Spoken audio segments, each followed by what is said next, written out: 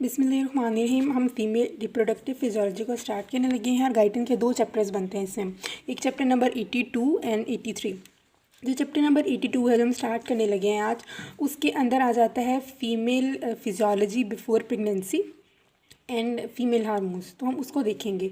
अब अगर हम फीमेल रिप्रोडक्टिव फिजियोलॉजी को अगर हम डिवाइड करें 2 पार्ट्स के अंदर, तो उसके अंदर पहले आता है कि preparation of female for pregnancy और सेकेंड नंबर पर आ जाता है प्रेगनेंसी इटसेल्फ एंड लैक्टेशन। ठीक है, यहाँ पे मैंने एक डायग्राम बनाई है जिसमें ओवेरियन साइकिल और मेंस्ट्रुअल साइकिल जो है इसको एक साथ मिलाया।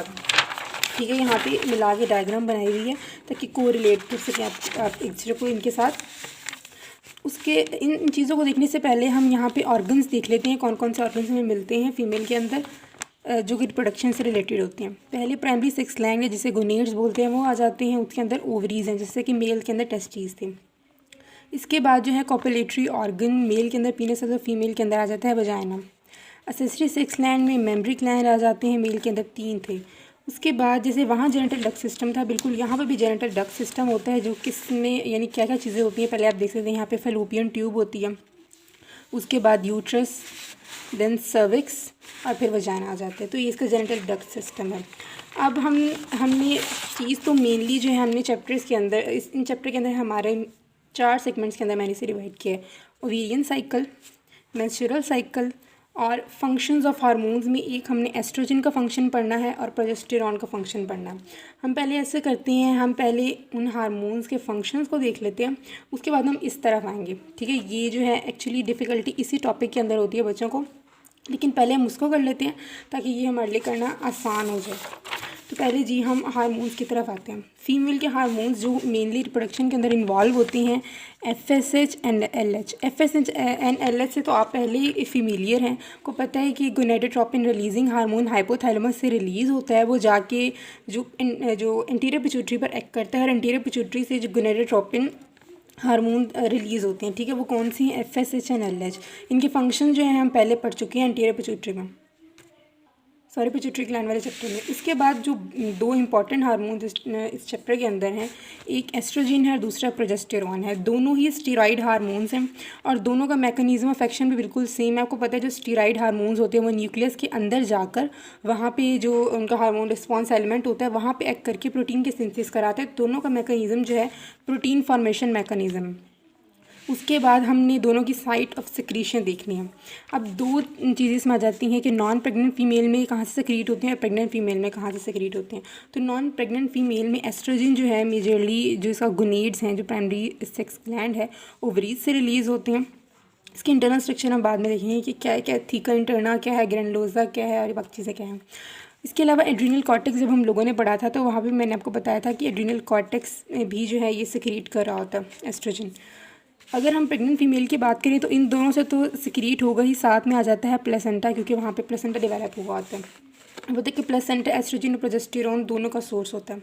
उसके बाद अगर हम यहाँ पे साइट ऑफ सिक्रीशन देखें नॉन प्रेग्नेंट फीमेल में, तो कॉर्पस ल्यूटियम सिक्रीट करता है इसको ओवेरियन साइकिल के लेटर हाफ में, यानी कि पहले यानी कि एड्रीनल कॉर्टेक्स भी सिक्रीट कर रहा होता है। हमने वहाँ पे भी देखा था एड्रीनल कॉर्टेक्स में किस तरह से कोलेस्ट्रॉल से जो है ना ये सारे हार्मोन्स बन रहे थे। कोलेस्ट्रॉल से प्रेग्नालॉन, फिर प्रोजेस्टेरॉन और इस तरह से सारी चीज़ें बन रही थी। तो एड्रीनल कॉर्टेक्स से सिक्रीट होता है। और प्रेग्नेंट फीमेल में देखें तो कॉर्पस ल्यूटियम एड्रीनल कॉर्टेक्स से तो होता ही है, साथ में प्लेसेंटा से भी होता है। पहले कॉर्पस ल्यूटियम अगर फर्टिलाइजेशन हो जाती है तो पहले 4 मंथ तक जो है कॉर्पस ल्यूटियम जो है वो प्रोवाइड कर रहा होता है प्रोजेस्टेरॉन, और आफ्टर 4 मंथ जो है प्लेसेंटा मेन सोर्स बन जाता है प्रोजेस्टेरॉन का।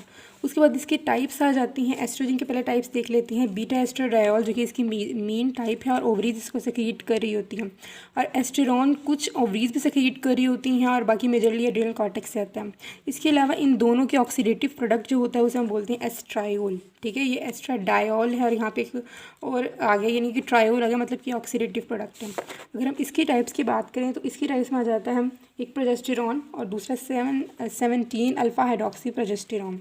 टाइप्स इसकी ट्रांसपोर्ट आ जाती है इसके बाद कि ब्लड में किस तरह से ट्रांसपोर्ट होता है। तो मेजरली प्लाज्मा एल्बुमिन और इसके लिए एस्ट्रोजन बाइंडिंग ग्लोबुलिन होती है। और अगर हम प्रोजेस्टेरॉन की बात करें तो वहाँ पे प्लाज्मा एल्बुमिन इसको कैरी करती है और प्रोजेस्टेरॉन बाइंडिंग ग्लोबुलिन होती है, स्पेसिफिक प्रोजेस्टेरॉन बाइंडिंग ग्लोबुलिन। अगर हम डिग्रेडेशन देखें तो ये दोनों जो है डिग्रेड हो जाती हैं एस्ट्रायोल के अंदर, और या फिर लीवर जो है इसको कॉन्जुगेट कर देता है, ठीक है। ग्लूकुरोनाइड जो सल्फेट्स के अंदर वो सिक्रीट हो जाते हैं यूरिन और बाइल के अंदर। और अगर हम प्रोजेस्टेरॉन की बात करें तो उसकी डिग्रेडेशन भी लीवर के अंदर ही होती है, और जो है इसे प्रेग्नेडायोल के अंदर कन्वर्ट कर देता है, और फिर यूरिन में इसकी सिक्रीशन हो जाती है। अब फाइनल हम आ जाते हैं इनके फंक्शंस की तरफ, जो कि SCQs आते हैं, ठीक है। इंपॉर्टेंट है ये कि फंक्शंस देखना।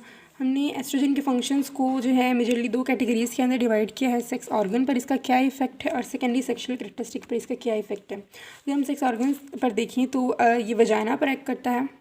तो मेजरली वैसे तो इसका एस्ट्रोजन का यही काम है कि इन सब ऑर्गन्स की साइज़ को इनलार्ज करेगा। तो इसी तरह से वजाइना का साइज़ इनलार्ज होगा, इसमें ग्लाइकोजन की डिपोजिशन को इंक्रीज़ कर देगा न्यूट्रिशन के लिए, और साथ में जो है ये क्यूबाइडल एपिथेलियम होती है नॉर्मली, और इसको किस में कन्वर्ट कर देता है, स्ट्रेटिफाइड एपिथेलियम के अंदर। उसके बाद हमारे पास आ जाते हैं एक्सटर्नल जेनिटेलियाज। तो एक्सटर्नल जेनिटेलियाज के भी साइज़ को इंक्रीज़ करता है, और प्यूबिस और जो म्यूस प्यूबिस और लेबिया मेजोरा है उसके अंदर फैट की डिपोजिशन को बढ़ा देता है। सर्विक्स में भी इसका यही काम है, उसकी इनलार्जमेंट कराता है। जो एपिथेलियम होती है सिंपल क्यूबाइडल से, उसको स्ट्रेटिफाइड के अंदर कन्वर्ट कर देता है।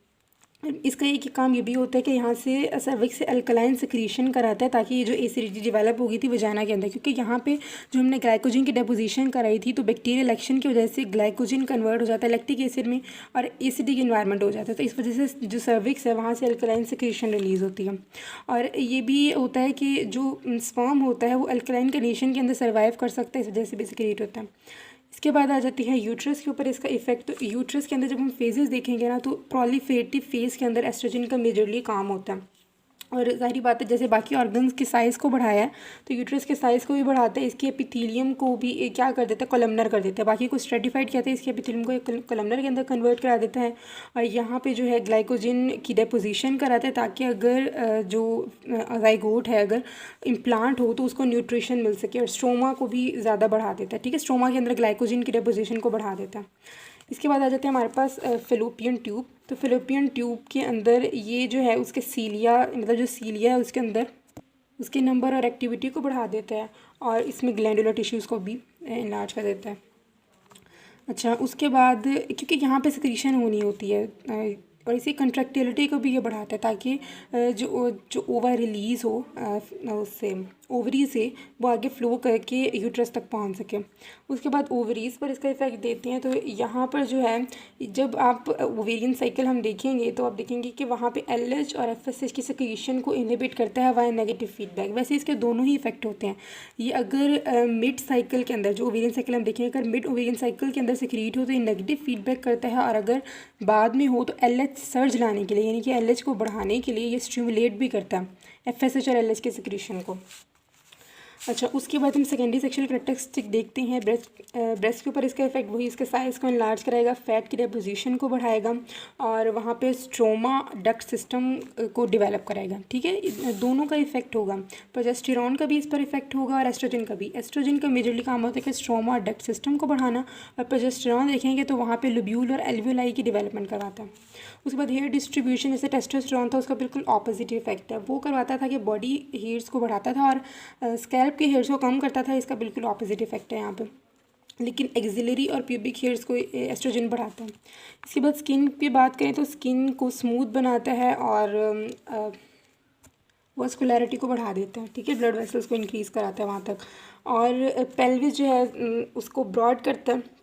वॉइस के ऊपर इसका इफेक्ट ये हम ये कह सकते हैं कि वॉइस के ऊपर इसका कोई इफेक्ट नहीं होता, यानी कि जिस तरह से बचपन के अंदर श्रिल आवाज़ होती है वैसे ही हाई पिच्ड आवाज़ होती है, वैसे ही फीमेल के अंदर हाई पिच रहती है। इसके बाद आ जाते हैं स्केलेटन पर। तो स्केलेटन के अंदर ये एपीफाइसिस जो है ना उनको बंद करवा देता है, यानी कि मज़ीद हाइट को नहीं बढ़ने देता। और प्रोटीन मेटाबॉलिज्म पर अगर देखें तो ये टोटल बॉडी प्रोटीन को ज़ाहिर बात है बढ़ाता है, लेकिन फ़ैट के मेटाबॉलिज्म के हिसाब से, यानी कि अगर हम फ़ैट के मुकाबले में देखें तो फ़ैट की डिपोजिशन ज़्यादा होती है एज़ कम्पेयर टू प्रोटीन की डिपोजिशन के। इसके अलावा प्री मेंस्ट्रुअल रिटेंशन भी इसका काम है कि वाटर इलेक्ट्रोलाइट को प्रिजर्व करना, ताकि जब मेंस्ट्रुएशन की कंडीशन आए तो वहाँ पे वाटर और इलेक्ट्रोलाइट का इम्बैलेंस ना हो जाए, डेफिशिएंसी ना हो जाए। इसके बाद ब्लड के ऊपर इसका इफ़ेक्ट देखते हैं। तो ये कोलेस्ट्रोल यानी कि ब्लड के अंदर कोलेस्ट्रोल के लेवल कम करता है। कि सारी बात है, ये डिफरेंट ऑर्गन जैसे कि ब्रेस्ट के अंदर फैट की डिपोजिशन कराना है, तो ये ऑर्गन्स के अंदर इसी तरह से न्यूज़ पीबल्स के अंदर, थाइस के अंदर, वहाँ पे इन्होंने फ़ैट की डिपोजिशन करानी थी। तो ज़ाहिर है वो फ़ैट कहाँ से लेंगे, ब्लड से ही लेंगे। तो इस वजह से ब्लड के अंदर कोलेस्ट्रॉल के लेवल को कम कर देता है और इसके अलावा फिब्रिनोजिन के लेवल को राइज़ करता है। तो अब हम आ जाते हैं हमारे एस्ट्रोजन की तरफ। तो एस्ट्रोजन को भी हमने जो है दो क्लासेस के अंदर इसमें डिवाइड किया कि सेक्स ऑर्गन पर इसका इफेक्ट और सेकेंडरी सेक्शुअल करेक्टरिस्टिक पर। सेक्स ऑर्गन में आ जाता है हमारे पास यूट्रस, तो उसमें ये जो है सेक्रेटरी फेज़ के अंदर मेजरली इन्वॉल्व होता है। हम देखेंगे जब हम यूट्राइन साइकिल पढ़ेंगे तो सेक्रेटरी फेज़ ये करवाता है, उसके अंदर मेन हार्मोन यही होता है। इसके अलावा ये normal contraction of uterine artery करवाता है।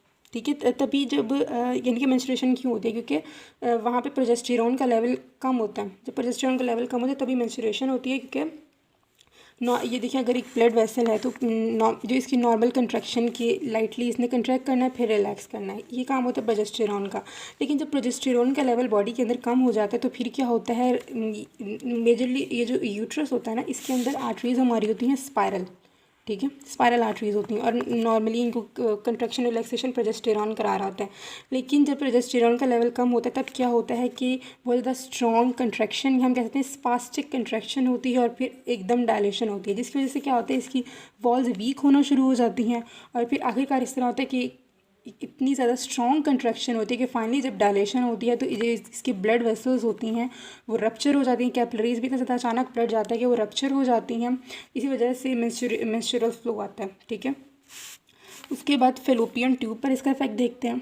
तो वही वहाँ पे जो है ये सेक्रेटरी फेज, जैसे कि यूट्रस के अंदर सेक्रेटरी फेज करवाती थी वैसे ही इसके अंदर फेलोपियन ट्यूब के अंदर कराती है ताकि न्यूट्रिशन मिल सके एग को। ठीक है, और इसके अलावा वहाँ पे पेरिस्टालसिस को भी इंक्रीज़ कराती है वही, ताकि ओवम का फ्लो जो है यानी कि जब ओवरीज रिलीज़ करती हैं फेलोपियन ट्यूब के अंदर तो वहाँ से जो है मूव करके यूट्रस की तरफ आ सके।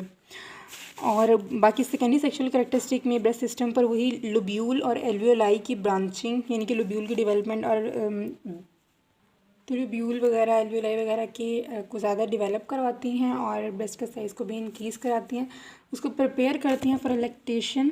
लेकिन मिल्क की प्रोडक्शन ये नहीं करा रही होती। ठीक है, वो प्रोलैक्टिन का काम होता है मिल्क की प्रोडक्शन और ऑक्सीटोसिन का काम होता है मिल्क की इजेक्शन।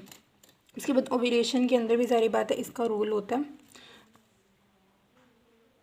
तभी तो ये जो है ये बर्थ कंट्रोल पिल के अंदर इनको यूज़ किया जाता है। एस्ट्रोजन को भी प्रोजेस्टेरॉन